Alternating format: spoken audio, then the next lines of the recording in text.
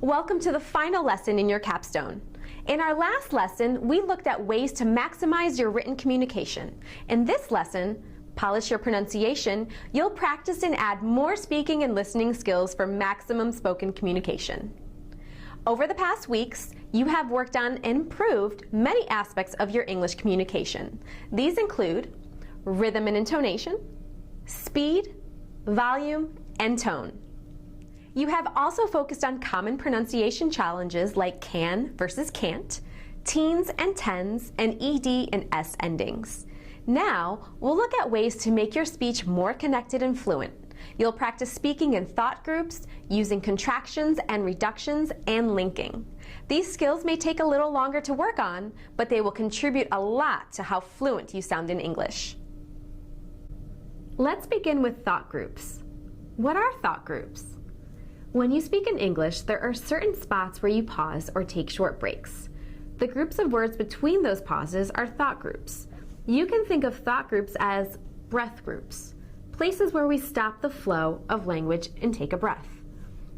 However, you can't just pause or take a breath anywhere. There are certain patterns and rules to this. In fact, if you do just stop anywhere, it's harder for listeners to understand what you're saying.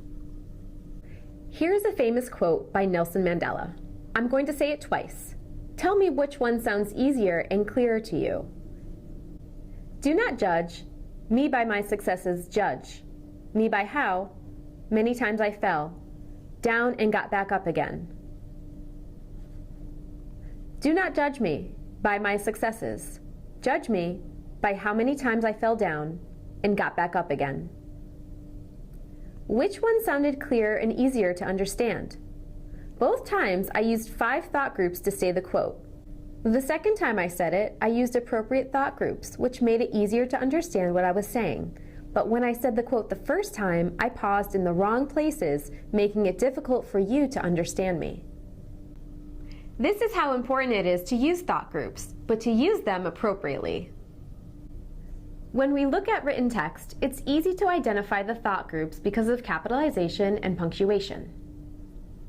I'm a teacher. After this class, I'll meet students in my office. He sells clothes. He knows fashion, and he loves to help people create their look. When we speak English, we pause most often at the end of a sentence, but we also pause whenever a sentence has any kind of a break. This would be where we would have a comma, or after phrases or clauses. Expressions like, after this class, although he's based in Seattle. We also speak in thought groups when we say numbers. Remember practicing saying 2-number phrases for long numbers?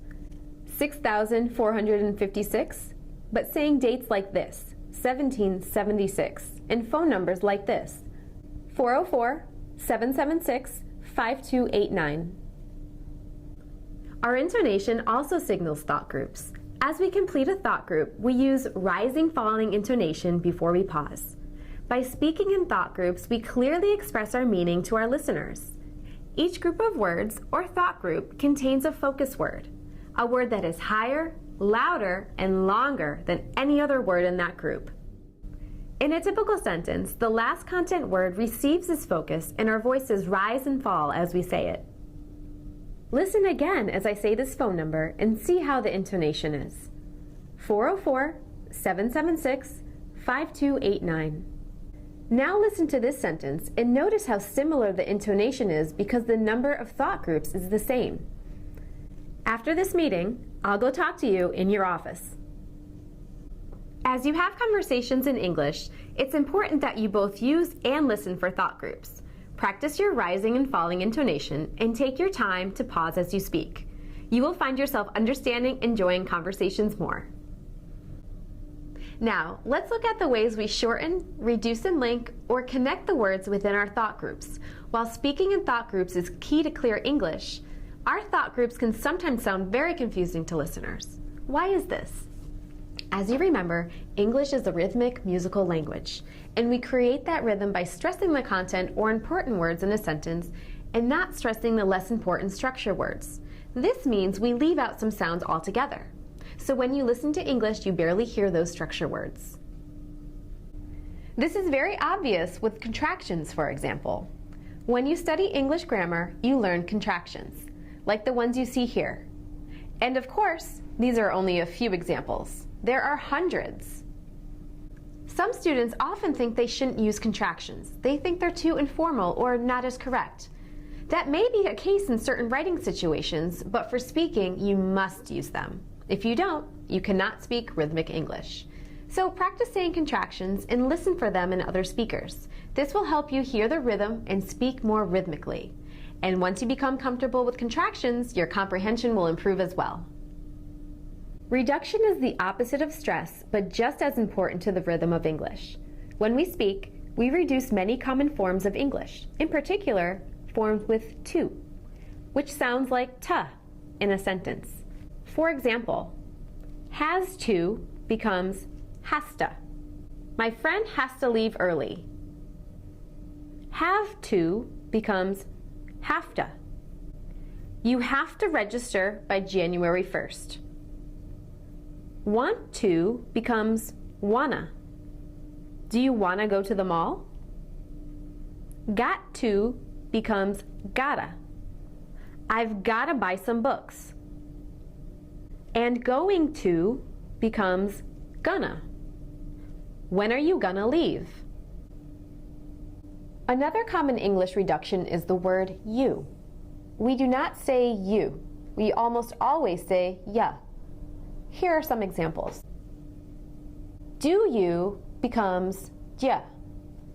Do you want to go to lunch? Don't you becomes don't ya.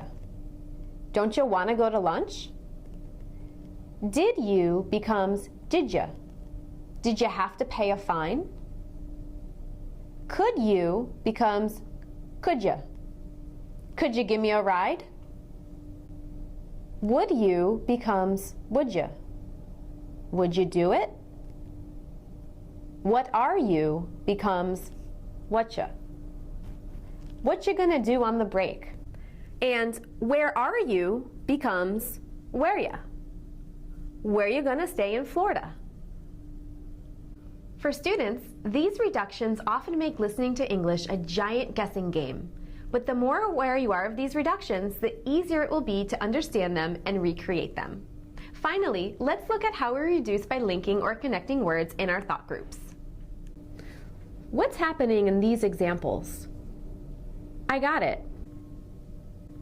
He fell asleep at 11. I'm going to pick up my friend at Andy's. Here, we're linking final consonant sounds in one word with vowel sounds that begin the next word. How about these? He left her at school. I'm going to take him for his appointment. In these examples, we're linking final consonant sounds with pronouns that begin with H. As we link, we actually drop the H altogether. Finally, listen to these examples. I ate 2 cookies. I have very large feet. Is she at home? What's happening here? Yes, we're linking consonants with similar sounds. When we do that, we only say the sound once and we say it a little longer. While the way we contract, reduce, and link sounds in thought groups can make it hard to understand English speakers at first, the more you pay attention, the easier it will be. And the more you practice these same contractions, reductions, and links, the more musically you'll be able to speak English. As you work on all of these English skills we've discussed in these lessons, I know you'll find listening to and speaking English easier and easier. And I hope this will lead to more and more greater success as you pursue your personal and professional goals. I'd like to offer many congratulations to you for completing this Capstone course and the Specialization Improve Your English Communication Skills. I hope you have enjoyed this exciting journey as much as all of us here at the Georgia Tech Language Institute. Let us know if we can help you with your other English learning goals. Maybe we'll even see you here in Atlanta. Thank you, good luck, and goodbye.